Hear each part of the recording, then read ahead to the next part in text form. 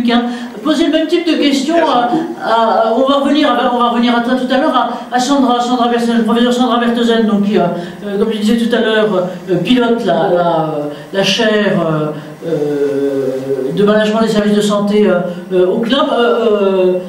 Sandra, on vous voit toujours avec le CNAM à l'envers, mais vous avez la tête à l'endroit, donc la vie est très très belle et merci d'être là. Un peu, ces deux types de questions, donc je dirais que vous, avec le recul, je dirais la presque année maintenant que vous venez de passer à Montréal et au Canada sur ces systèmes de santé et ces questions, voilà, quel sentiment vous avez peut-être sur à la fois sur les écarts, les ressemblances ou autres? Je veux dire que le portrait que nous a tracé Luc là, il est un peu dur, mais je dirais quelque part peut-être pas très différent de celui qu'on pourrait faire, si ce n'est en France, du moins sur d'autres systèmes d'entreprise. Voilà, comment vous voyez les choses avec vos deux côtés de l'Atlantique?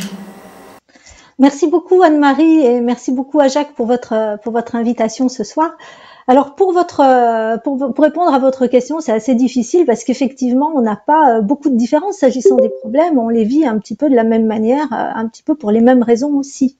Donc je vais pas pouvoir vous donner une réponse vraiment tranchée de ce point de vue-là, mais en revanche, ce que je peux vous dire, c'est que si je suis venue passer une année à Montréal, c'est justement pour pouvoir observer des pratiques, des initiatives qui ont été prises à l'intérieur des établissements et qui peuvent être pour nous des pistes de réponse à nos propres problèmes. Parce que vous l'avez compris, je ne suis pas médecin, ma spécialité c'est la gestion des services de santé. Et on voit qu'ici, on peut trouver dans des solutions innovantes qui ont été mises en place des pistes de réponse à nos propres problématiques, évidemment sur le plan organisationnel. Et je reprendrai ce qui a été dit d'ailleurs précédemment, hein, je crois que c'est le docteur Duret qui en a parlé tout à l'heure, qui a expliqué très très bien que les problèmes étaient présents déjà avant la pandémie. Les crises ne font qu'exacerber finalement les dysfonctionnements.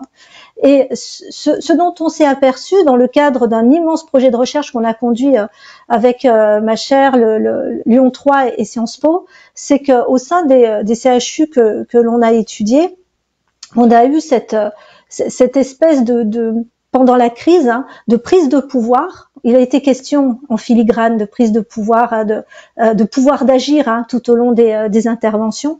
Un pouvoir d'agir qui a été exacerbé, une descente de l'autorité hiérarchique à l'intérieur des services, parce qu'on ne pouvait pas faire autrement. Pour affronter l'inconnu, comment voulez-vous faire?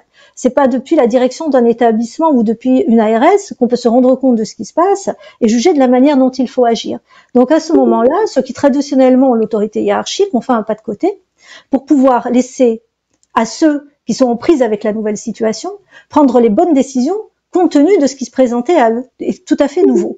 Et pourquoi cette confiance? Il a été aussi question de confiance tout à l'heure. Pourquoi cette confiance, elle a pu être rendue possible? Parce que précisément, on a à l'intérieur de nos établissements des gens extrêmement bien formés, hyper engagés, qui ont toujours envie de bien travailler, qui sont dévoués, et c'est d'ailleurs pour ça qu'ils en souffrent. Ça a été très bien dit par Carline Amiel et Sabrine Berada d'ailleurs. Hein. Et pendant 2 mois, on leur a laissé, à peu près mi-mars, mi-mai, hein, on leur a laissé les clés de la boutique en quelque sorte pour trouver les bonnes solutions au bon moment. Et ça a très bien fonctionné. Sauf que après, avec le retour progressif à la normale, avec ce que vous voulez, chacun a repris sa place dans la chaîne de commandement, si je puis m'exprimer ainsi, avec toutes les désillusions qui allaient avec. On a tellement donné pendant cette période-là, les problèmes sont revenus, mais ils sont revenus de manière exacerbée. Et l'une des pistes de travail que l'on peut trouver ici, c'est justement trouver la manière d'enrichir le travail des professionnels, qu'on travaille avec des infirmiers ou des médecins, ça revient strictement au même, enrichir le travail avec le pouvoir d'agir, le nouveau pouvoir d'agir des usagers d'abord. Alors chez nous, on a la chance, vous voyez, ça fait partie des... oui, la subsidiarité, évidemment, quelqu'un en parle dans le chat.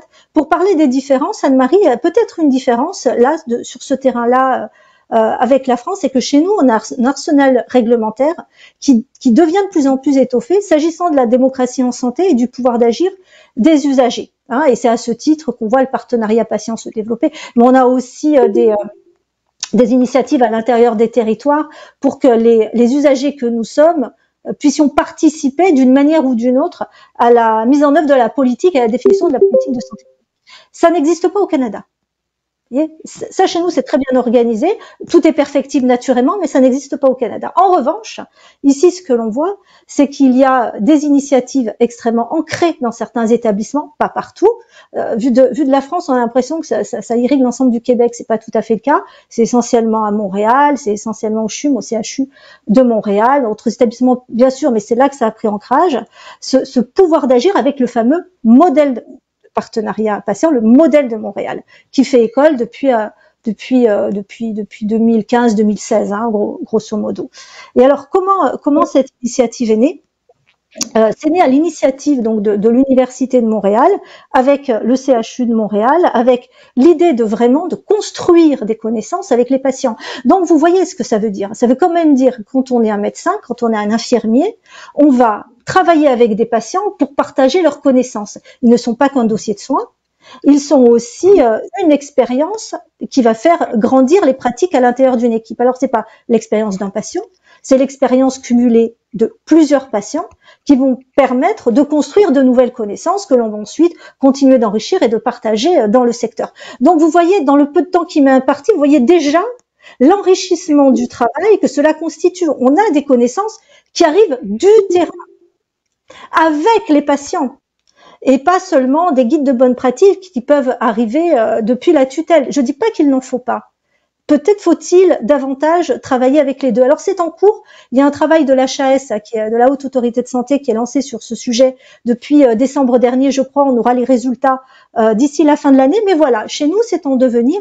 Ici, c'est vraiment extrêmement développé et c'est vraiment une autre manière d'envisager le travail à l'intérieur de l'établissement. Et le deuxième point sur le pouvoir d'agir, c'est le pouvoir d'agir des professionnels au sein même de leur service. Vous voyez, cette subsidiarité, confiance, autonomie, responsabilisation individuelle que l'on a vu pendant ces 2 petits mois dont je vous ai parlé tout à l'heure, il s'agirait peut-être de réfléchir à pérenniser ce type d'organisation, mais au quotidien. Parce que vous voyez bien que ça laisse quand même un sentiment assez bizarre. On nous a fait confiance, en plus, à tel point qu'on nous a applaudi tous les soirs, hein, et notre direction était là pour nous soutenir dans tout ce travail-là. Et puis d'un seul coup, c'est terminé, on en revient à notre organisation d'avant, où il nous faut des jours et des jours, des mois et des mois pour obtenir une décision, pour essayer de la comprendre, etc. Donc ça, c'est quand même très très difficile. Ça entame quand même très largement la fameuse résilience organisationnelle dont il a été très fortement question durant la pandémie. Aujourd'hui, presque 5 ans plus tard, qu'en reste-t-il, si vous voulez? Et en management, ce qui est directement articulé à cette résilience organisationnelle, c'est ce qu'on appelle le sense making, c'est la création de sens au travail. Comment voulez-vous créer du sens dans son travail au quotidien, alors même qu'on est confronté, et ça a été dit, très bien dit tout à l'heure, on est confronté à la souffrance, à la maladie, à la mort, on est confronté à une surcharge de travail. Enfin, vous voyez, vous avez tous ces éléments-là qui viennent se cumuler. Comment voulez-vous créer du sens dans votre job, alors même que vous ne comprenez pas toutes les règles qui vous sont imposées, d'une part, que vous les trouvez superflues ou dans certains cas complètement inapplicables. Mais ça crée quelque chose d'un petit peu bizarre.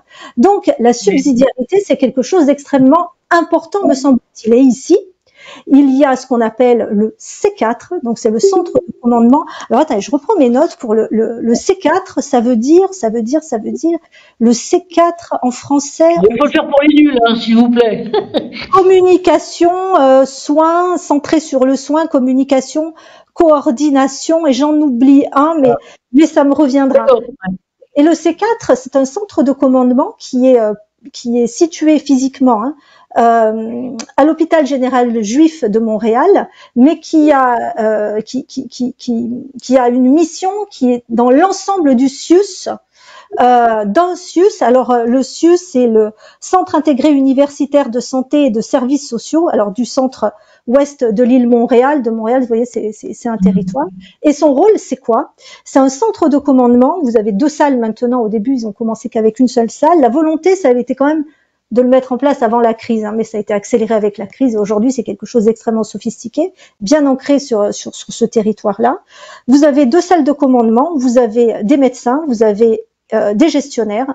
Il y a des écrans, plus de 30 écrans dans ces salles, des écrans devant les personnes bien sûr et des écrans sur les 4 murs, des écrans géants sur les 4 murs de chacune des salles, où vous suivez en temps réel l'activité à l'intérieur du CIUS. Vous savez quels sont les flux de patients. Et donc, vous voyez bien qu'à l'intérieur de ce centre de commandement, on va coopérer. On va coopérer, quels que soient les niveaux hiérarchiques, quels que soient les métiers, quelle que soit la sphère gestionnaire ou soignante. Donc, cette coopération, ce décloisonnement et cette prise de décision ensemble, là aussi, redonne du pouvoir d'agir à ceux qui sont sur le terrain. Et ça, c'est une initiative extrêmement intéressante. Voilà. Mais merci Sandra, et alors c'est tout à fait intéressant de donner cette hauteur et cette vision un peu différente de ce qui se passe de ce côté-là. Alors j'aimerais bien, si vous voulez bien, là on va entamer notre